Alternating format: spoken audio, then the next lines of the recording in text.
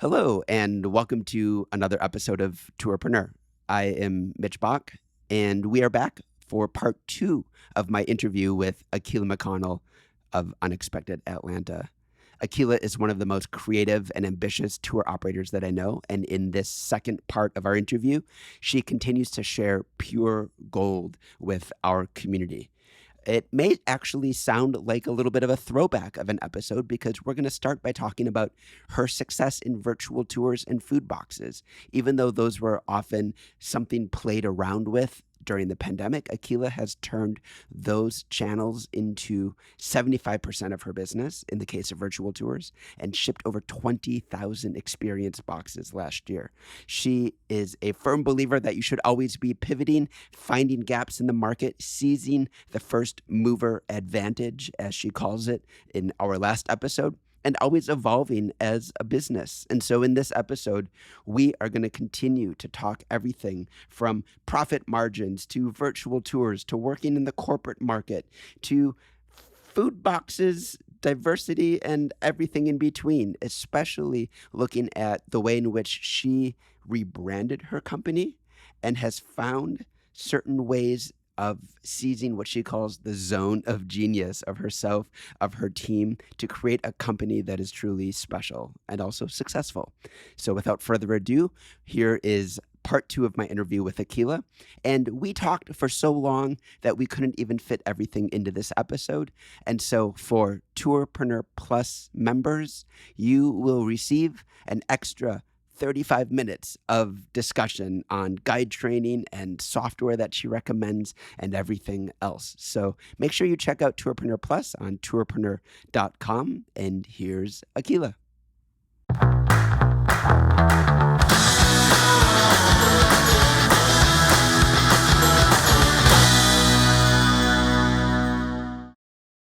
I want to switch into the topic of 2020. Oh, yeah. 2021, otherwise known as the COVID-19 pandemic. I see three things that happened in your business. One, a shift to virtual, a shift also to food tour boxes or experience boxes, and three, a rebrand of your Yeah. business, maybe as a result of those first two. And so could we start with your foray into the virtual world and what that has meant for your business and what your strategy has been, what your focus has been, what you've thought about that adventure? Um, Virtual is amazing. So our virtual business is currently the biggest part of our business. I'm Um, sorry. I'm sorry. Can you say that again, please? yeah, our virtual business is the biggest part of our business. And we actually, to just give you a really quick look at this. So right now, our virtual business is about 70% of our total revenue. And we have grown 10x since pre-pandemic, largely because of our virtual business. Uh, so a little bit about what we do on the virtual side, and this is really where that creativity and that first mover advantage is so huge, is right out of the gate. I mean, within a week after the pandemic hit, we said, well, we need to find a way to keep our guides all employed. And we moved into the virtual space, kind of doing the same thing that we were already doing, which is telling stories that we believe matter, and really focusing on corporate entities. We found it to be difficult to sell to individuals in the virtual space, but every company was going remote. So we were like, well, this is an obvious, just really easy market. Did you try B2C sales and it just We quickly did. was We harder did. than you thought? Yeah, we tried B2C sales for about, I would say maybe 3 months. And it was hard to get the B2C sales, and just honestly not worth it. It was way better shifting into B2B. And so we just kind of And this is, again, where we're not worried about killing our babies. We Mhm. build things and we're like, this isn't working, this isn't making money, and it goes to the graveyard. And so we had created some B2C products, and it just didn't work. Like, we didn't feel like we were making sufficient money, so we just sent them to a graveyard. No worries. Um, so we really focus on B2B, and our focus is remote team building. I think our big differentiator and the reason why we are so successful is the same reason why we are successful with our in-person tours, is that we really create these super engaging events that people can't get enough of. And so right now, I mean, in the past 2 years, we've become one of the primary suppliers for Google's DEI focused events, for Intel, for IBM, for the Gates Foundation. So all these huge companies that you can think of, as well as many companies that you probably don't know, we're providing both fun team building as well as DEI focused remote team building events for them. And we see this area as one that is only going to continue to grow, as more and more companies are finding that they have to be remote, that it is too, um, that they are losing out on very good personnel because they're telling companies, telling people they have to go back into the office. So, just to be clear, DEI is diversity, equity, and inclusion. Correct. This is a field that has existed obviously before the pandemic, but it probably is fair to say it exploded during the pandemic. There were key events, especially in the United States, that drew a very focused laser attention on that space. And suddenly there were a lot of initiatives, there were a lot of budgets that were allocated to that very, very, very quickly in a very different way than might be allocated to incentive trips, virtual incentive trips, or virtual team building exercises. And so did you see that as an opportunity to kind of reimagine what a virtual tour experience looks like, but in a different context, a different corporate team, a different budget, a different way of thinking about what a virtual tourism experience was? Yeah, and I mean, I think this is maybe a little bit about also our brand, is that our ethos has, I mean, as you can tell, as we've been talking, our ethos has always been to tell stories associated with, um, disenfranchised, minority, and stories that are not usually told. So we were doing this in person, and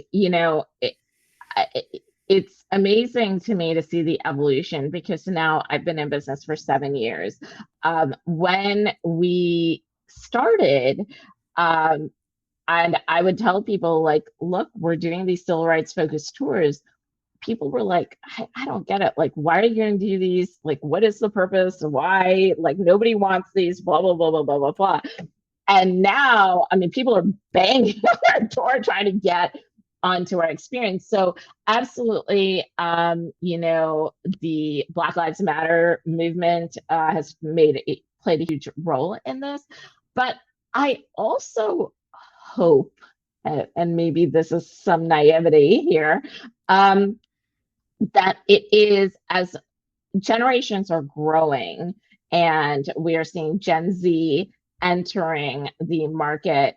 Um, Gen Z in particular is very interested in a focus on diversity. This is very important to Gen Z in picking a corporate environment. And so companies are responding. And this is, again, why I believe that there is no such thing as pivoting for an entrepreneur. It is just finding the next space, and the next evolution of business. And so when we moved into virtual, actually, the first three products that we built out, when our team got together, we said, Product number one that we're going to build is we're going to build a street art product that is going to be kind of fun, easy, lightweight for people to enjoy. Product number two is going to be Juneteenth. This is, again, 3 years ago when a lot of people didn't know what Juneteenth was. Juneteenth had not yet been made a federal holiday. And we were having to explain to our customers what Juneteenth was.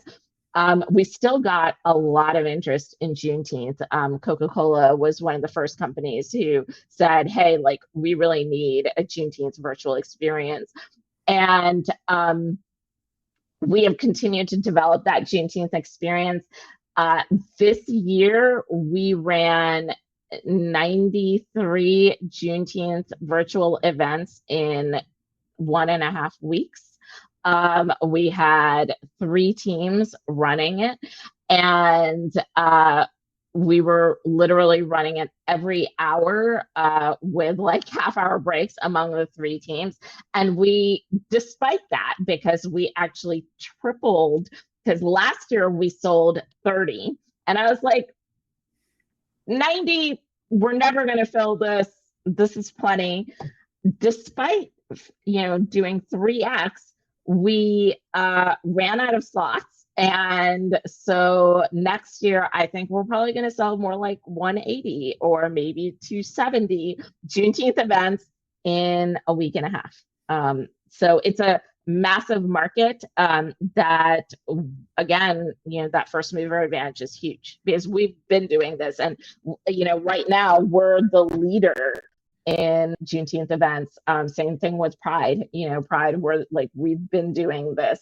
Black History Month. I mean, so these are just events that companies just come to us because they know that we have them. And we're working on building new DEI events. Like, I don't know if you can see behind me, I've got my stuff on, Don't hide it. People are going to be zooming into that video. Yeah. Saying, well, what are you up to next? Yeah. So, I mean, next is Hispanic Heritage Month and Latinx. So, so there's always something else that we're working on in this space.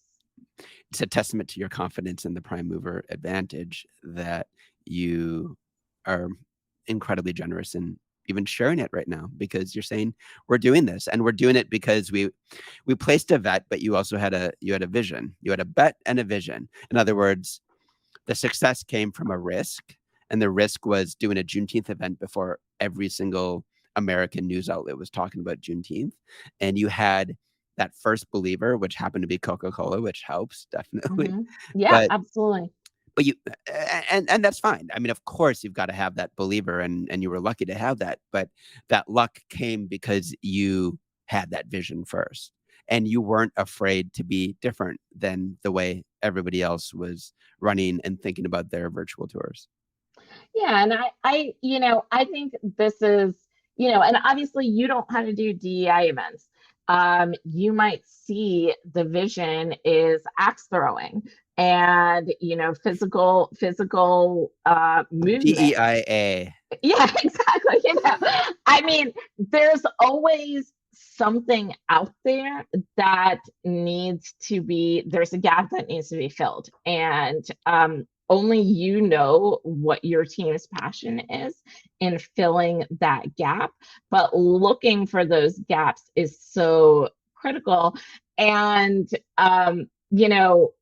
now we're 3 years ahead of the game, right? And we're seeing companies now coming and saying, oh, we're going to build DI events. And I'm like, look, this is really hard. I mean, number one, we've been doing this, 7 years now, we've been building DEI events in the in-person space, and now 3 years in the virtual space. So it's that being the first one, taking that risk, believing in yourself, believing in your team, and then being willing to throw away anything that just doesn't work. To me, that's just a template to a successful business. And it's one that, yes, you had to be a little bit courageous and you had to be willing to take risks. But you also wake up in the morning and you know that your business is going to be fun and a challenge to work in. I think when someone visits your website, it's a masterclass in website design. Oh, thank you. It's incredibly appealing. I've actually also watched it over the years develop and evolve. And one of the things that still is on there and still is prominent, which I'm guessing means it's still active in your life, is food tour boxes or Yeah. experience boxes. Since Hmm. I think some of your boxes actually don't involve a terrible amount of food. And so that was something that came on hot and heavy at the beginning of the pandemic. It isn't necessarily something that shows up in our community feed every day, but I'm wondering what your experience has been with that and what your outlook is for it.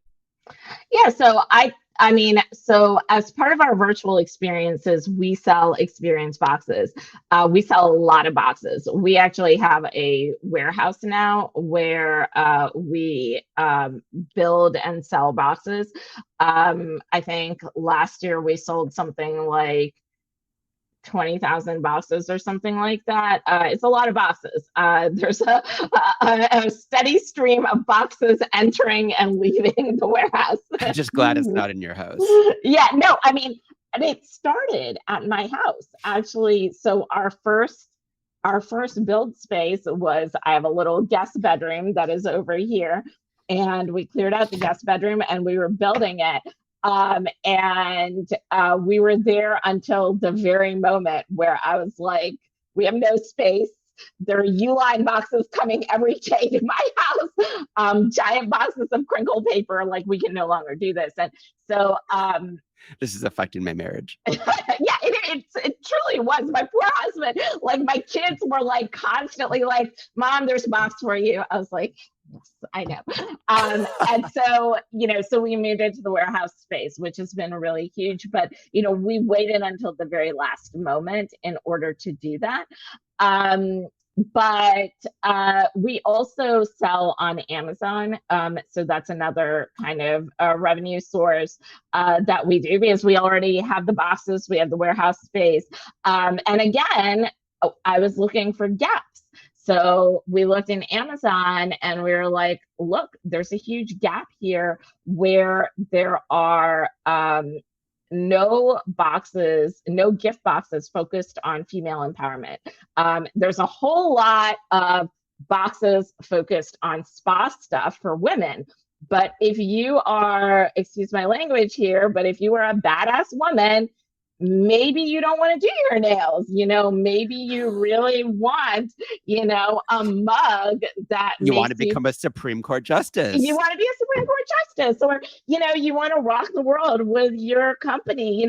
For us, we looked at it and we're like, we're a women-owned business.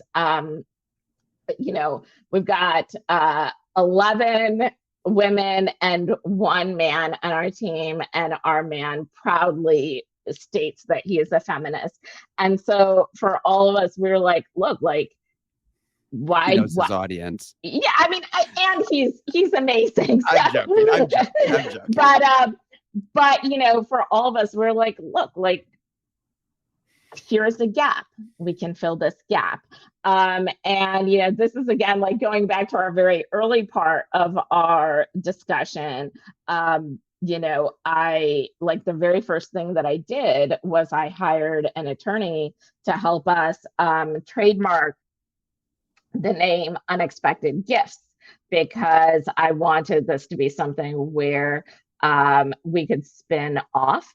The other aspect that I think about associated with entrepreneurship is, yes, you want to take risks. Yes, you want to build something amazing, but you also have to think about what is your long-term goal, and are you planning on exiting? Because I don't want to be doing this when I'm 80 years old or 70 years old or maybe even 60 years old. At some point I want to figure out the exit, and I want to create as many streams in the business that make sense, that will be valuable streams that we could sell. And it made sense to me. I was like, look, like, this is just a smart business move where we've again identified a gap, first mover in it. And so that's kind of like a nice little side business that we've got going. That is a very easy lift on our part because we're already building boxes and we just ship them out to Amazon and sell them. So you're talking about your brand, Unexpected Gifts, Unexpected Atlanta, but you started out as Atlanta Food Tours. Yeah. Atlanta Food Walks, actually. Yeah. Atlanta Food Walks. Yeah. What was your experience or your journey in rebranding yourself, and why? So we rebranded actually even pre-pandemic. So um, you know, I originally, when I started the company, I had a lot of people tell me, well, you want to get a really great SEO name, something that people are going to search for, etc. And so Atlanta Food Walks, Atlanta Food Tours wasn't available. Atlanta Food Walks, that made sense. I was like, okay, great. Um, and the problem with a really great SEO name is that it is a really forgettable name. And so, about a year and a half in, we were creating these amazing experiences, but we saw that our food tour reviews were getting mixed with other companies' food tour reviews on TripAdvisor because people literally could not differentiate our name from others. And I see this happen all the time. If you are, Timbuktu food tour and somebody else's food tour Timbuktu and somebody else's food walk Timbuktu, people don't know. It's just too hard. And so we actually hired a brand advisor, which is again like one of those things where yes, you got to spend some money, but it was very worth it. And he helped us kind of think about what was important to us. And we did a number of exercises associated with our brand. By the way, if you are ever looking for branding, this is not the advisor that we use, but as a free resource, I highly, highly recommend Pia Silva, Pia, and then her last name is Silva. She has both blogs, Forbes articles, and podcasts, as well as like YouTube videos all about branding. You can buy her book and basically do all the stuff that I'm talking about right now. You can do it DIY yourself with her information. So highly recommend Pia Silva. But and her company name is Badass Your Brand. So when we were doing this brand research, and it's really kind of like sitting in a room with your people and thinking about yourself, thinking about why you're successful, what makes you great, why do people keep coming to you? The word that kept on coming up over and over and over again was unexpected. We were looking at our TripAdvisor reviews and Google reviews and, just talking to the guides, and people said on almost every tour, somebody would say, this was totally unexpected. I did not expect this. I thought I was coming in for this, and this just blew my expectations out of the water. And it just felt like a lovely part of who we are and our ethos.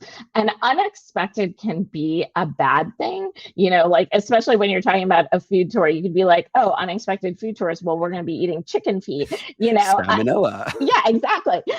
So unexpected can be a bad thing, but we felt like it fit into our ethos because our goal has always been to take the discomfort and make people comfortable with it. And we were like, well, yes, this is what we're doing. We truly are unexpected. You come into this experience and we get people who like walk away feeling like they're friends, like they've built this community. So it just fit our ethos, and we were able to get all of the domain names associated with it. And then we also trademarked it as well, which is, really huge, because you want to be able to trademark your name so that you can protect it and other people can't use it. So That's absolutely incredible. It really continues our theme of this entire discussion, which is of taking that risk to rebrand. I mean, were you nervous at all? The idea that you would lose your SEO, your domain name, the people that kind of already knew you. It was Yeah, so we did it in a slow roll, and I would recommend this if you're rebranding. We didn't do it all at one time. I mean, what we did was it took us about a year and a half to fully deprecate all of our old things. You can still find the term Atlanta Food Walks within our Unexpected Atlanta um, site. But I mean, basically, we started by adding a new email address, and then we added an umbrella website that had the Atlanta Food Walks website. Then over time, we deprecated the Atlanta Food Walks website so that it reverted back to Unexpected Atlanta. We changed our logos. Yeah, we did this, like I said, I mean, just a year and a half to really do this. I don't think we lost any customers. I don't think anybody, by the time it was done, it was just like, oh, okay, like they've been doing this for so long. I get it. Like yes, they used to be Atlanta Food Walks. Now they're Unexpected Atlanta. No big deal. Did you have any worries with OTAs and reviews and TripAdvisor and kind of listings and everything else? No, again, we did all of that as a slow roll. Like everything that we did it as a slow roll. And the other thing that was really nice about it is our logos did not significantly change. We kept all of our brand colors, and we kept our general look of our logos. So it still felt very similar. And it just was kind of like a really easy shift over. So I'm slightly worried that people are going to hear your story and think, well, I'm very different. I'm small. I'm just me and a guide, or me and my wife and my husband. And I'm wondering if you look back at kind of how you started and you look at a lot of new businesses, and I know you work with a lot of new businesses, and just even in an occasional way, just giving them so much advice, they sometimes get very excited and very hopeful by the idea of growth and scale. And I'm wondering if you have any advice and pitfalls to avoid in thinking about those terms and what they want out of their business. That's such a great question. I love that question. So I started just with me in 2015, and um, and for the first year, it was just me. And then I hired um, two part-time guides, and then 6 months later, I hired a few more part-time guides. But really, for the first 3 years of the business, I was doing all the back office myself. I did not have any back office personnel. Um, and I think the same rule applies, in that whether you are, huge, or whether you're medium, or whether you're small, I think it is so important that when you're looking at your business, you're identifying the gaps and making sure that you are filling that gap. If it's just you, okay, and you are writing your scripts and you're performing your scripts and you're giving the tours and you're answering the phones and you're doing everything, then that's awesome. And then the moment that you have the tiniest bit of money, extra money, you can say, okay, wait a second. Which of these things do I really suck at where I need to fill that gap? Then you fill that gap first.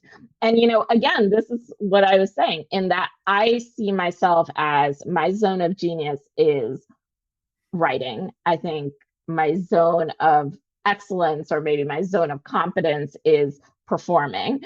And so the first thing I hired were performers because I knew that like I can fill my zone of genius. So I look at scale and growth as something that isn't something that happens all at once. And I see this a lot actually, even on the Tourpreneur page. People will be like, oh, I've got some money right now. I'm going to throw it into social media. I still don't have a social media person. I don't because we don't make a ton of money through social media. Our primary marketing is through SEO instead. Which is probably like a whole different conversation. Like we could talk an hour and a half about SEO because I love SEO. Akila, how much did you block off for time here? I love SEO, but anyway, the point on this is I would say really take growth and scale slowly. You don't need to hire the moment that you have a tiny bit of money, just because X, Y, and Z out there is hiring a social media person. You might be phenomenal at social media. Then why would you be giving that away? Hire for the places where it is not in your zone of genius. Figure out what your zone of genius is and hire for the places where you're sitting in your zone of competence or your zone of excellence. Maybe for you, the thing you really suck at is accounting. And the very first person you need to hire is an accountant. And that is going to be the best method to grow your business. Well, I do remember talking to you when I met you in Atlanta, and you made a very big point that an operator needs to know what they want out of this business, what their exit strategy is, where they're going, what their goal is for what they're doing. Yeah, absolutely. It's so important. If your goal is, I'm just doing this for fun, well, that's great, but then that's a hobby. And I know a lot of people. I know a lot of tour operators who they're doing this for fun. They're having a great time, and that's awesome. It's like selling stuff on Etsy. It's a hobby. It's not your primary source of income. You're just kind of doing this on the side. And in that case, forget everything that I just said. I mean, because none of it matters to you. So, going in and saying, okay, am I creating a business that is going to be my primary source of income as well as the primary source of income for employees? Or am I creating a hobby where I'm just making a little bit of extra money? I went into the business in 2015 knowing that this was going to be a business. I wanted this to be my primary source of income for me as well as for my guides. And I also went into it knowing that at some point I wanted to exit. And this is another decision that you had to make. Because as you're thinking about your strategy, especially if you've been an operator for like, say, three years or longer, and you know how much revenue you're normally making, what's your end goal? Are you going to be doing this until you're 90? I hope not, because I can't imagine a 90-year-old tour guide. Although I did see that National Park Service has a 94-year-old tour guide. So I was going to say there's a whole article on her. Yeah, exactly. So you could be doing this when you're 90. That could be a choice. A choice could be that when you're 65, you retire and you're like, you know what? I had a good run. I'm going to shut down my accounts and I'm done. And I've seen a lot of people do that. I've seen people say, you know what? My goal is, when I'm sick of this, I'm going to maybe sell this for a couple of $1,000 to somebody in my area who can continue it if they want to. If they don't want to, who cares? Or you can say, well, I want to make some serious money off of this. I want to make enough to at least partially fund a retirement. Then in that case, you've got a whole different set of strategies. And like, this is really about you and your financial plan. And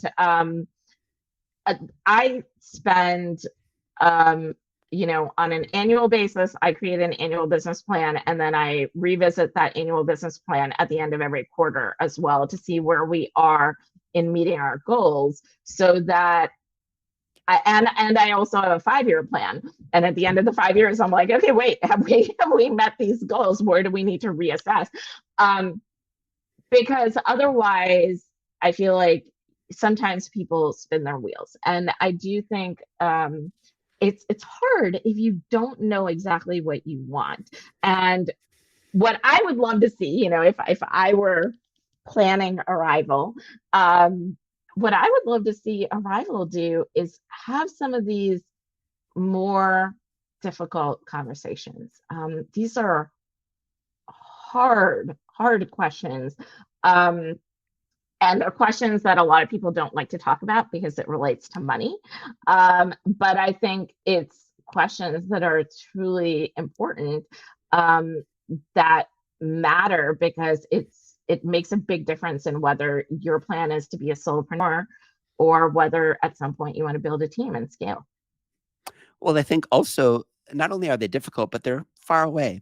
And so it's easy to forget about them because you're so busy working in the immediate term. And I know Peter Syme, and all of us at Tourpreneur love to talk about avoiding being a busy fool. You've got more bookings coming in. You've never been busier, and yet where are the profits? Yeah. Where are the kinds of profits that allow you to be a business, not only at scale, but to be a business that is paying for itself on the widest level, on the most zoomed out level of what you're doing as a business, investing in the future of growth, and not just, all right, we finished the year and I didn't lose money doing what I did. And I'm wondering, make any did you make any mistakes with the pricing of your tour? Did you learn any lessons along your way of how to understand these different levels of thinking about money, which is the tour price, which is so granular and immediate, and then also understanding what your costs are and what your profits want to be over the kind of longer and wider term? So I think I mentioned very early on that I have an accounting degree. And so this is where So no, you've never made a mistake. yeah. So, the great thing about having an accounting degree is that I love numbers and I love spreadsheets. So I have a lot of spreadsheets, and, we're constantly calculating on every tour. What's our margins? Profitability is everything. You cannot focus on pure revenue alone. And as an industry, we've got to talk more about profit margins. So I'll be the first. I will tell you guys, if you are a tour company, I think, in my humble opinion, you really need to have at least a 5 to 10% net profit at your end of year, depending on your size. If you and by net, I mean this is after you pay yourself. Pay yourself a salary, people. Like, don't go into this and be like, oh, I'm just gonna have like whatever the drippings are at the end. Day one, you pay yourself a salary. You figure out what your salary is and you pay yourself a salary. And if you're not able to pay yourself a salary, then you have got to reduce your costs in your business. So this is all to say that, profitability is a huge goal of mine. I pay myself, I give myself salary bumps every year. We maintain, even during the pandemic, we maintained our 5 to 10% net profit percentage. But mistakes, yeah, I make those all the time. Didn't you hear me talk about the graveyard? We're constantly throwing stuff out. And one of my favorite people who you should absolutely have on a Tourpreneur podcast, because she is just a total rock star, is Avital Unger, with Avital Tours. And every time I see Avital, she's like, raise your prices. Literally, her first piece of advice to me every single time is raise your prices. And it's really good advice, because we get so into what we're doing and we have these self-esteem issues, like, will people like me even if I raise my price? And I swear to you, we are literally paying $800 for, a piece of metal that we carry around with some microchips in it, and nobody bats an eye. I mean, Tesla's right now, people aren't even bargaining. They're going in and dropping like $100,000 on a car. Raise your prices. Raise your prices. Don't be worried. Raise your prices. There's a lot of there's a lot of this is incredible. I mean, amen. I want to shout all sorts of things right now. There's a lot of operators who are terrified of that because they're listed on OTAs that are filtering or sorting by prices, and they're worried they're going to lose bookings in the fight for the customer that is booking the lowest. And so, we do a lot of education, a lot of discussion in our individual coaching with operators on pricing for value. And I'm wondering what that means to you. In other words, how do you justify that what you're doing is worth this elevated price? So not only just getting over the internal psychological hurdle of knowing your worth, but also making sure that a customer understands that what they're paying for is worth this money. Well, this goes back to storytelling, right? So you're not just storytelling on your tours, you're storytelling in sales as well. So your marketing and your sales and your website needs to be telling the story of the value of your enterprise, of your products. And there are going to be some people who come back and they're like, this is too expensive. I can't afford this. And that's okay. There are people who choose a Samsung over an iPhone too, and that's a price decision. Who are they? Who are they? I mean, and that's okay, but you have to know. And if you're going into it and you know that you're the budget, like, maybe your tour company is called Budget Tours, in which case you better be providing budget tours because you're competing on price. If you're going into it knowing that you're a luxury tour company, then again, you're competing on price, but in the opposite way. And maybe this is circling back to brand, in that you have to know who you are. You have to know who you are. And if you know who you are, and then you know what your end goal is, and to me, the end goal is two things. Number one, I want to know at the beginning of the year, I figure out what salary I'm going to have by the end of the year. And number two, I want to figure out my net profitability for the end of the year. And then I back out those two numbers. And if you back out those two numbers, then you should know how much total revenue you need to make, right? So then once you know the total amount of revenue that you need to make, then you figure out the total number of guests that you need to have. And then you figure out what your price needs to be based on those guests. So to me, this is all just math.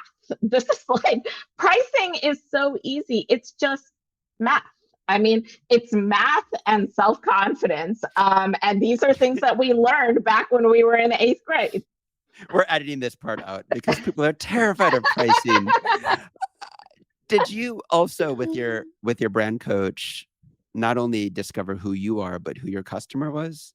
Yeah, absolutely. Absolutely. And that's a big part of the whole branding process, is delving deep into your customer. And, and one of the big things that we found were that our customers were not necessarily budget minded. They were people coming in for a vacation, and they weren't necessarily looking to spend the most money. They weren't maybe staying at the Four Seasons, but they were probably staying at a Hilton or a Marriott. And I think that hotels are a really good way to tell where your market is. Our customers were not staying at the at the Super 8 motel. They were staying at the Sheraton, the Ritz, the Hilton. We had a few on the upper end who were staying at the Ritz and the Four Seasons, but the bulk of them were kind of staying in that, what I would call like a 4-star range. And so if they're staying in a 4-star range, then we need to be providing a 4-star experience. We're not going to be hitting, if they're staying in a 5-star hotel, then we need to be hitting that 5-star experience and pricing accordingly. Does that mean you just talked to your guests and said, where are you staying? Because brilliant market research that Yeah, tells so absolutely. much, so Uh, much. we this is a whole other conversation. Um, but